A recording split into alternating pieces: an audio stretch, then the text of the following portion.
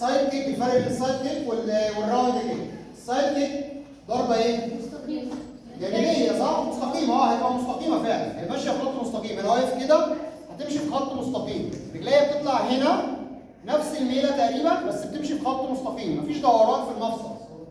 يعني المفصل مبني لورا تمام وبيتفرد لقدام تمام، غير الراوند.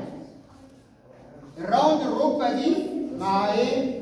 مع وسطي، مش لجوه، مش جوه جسمي، لا الراوند ركبتي بره جسمي ماشي، والرجل بتيجي من ورا لقدام ماشي.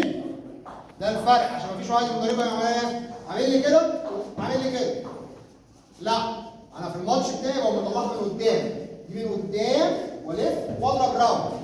طب الثانيه السايد، لا السايد بطلع لجوه، 1 2 ماشي.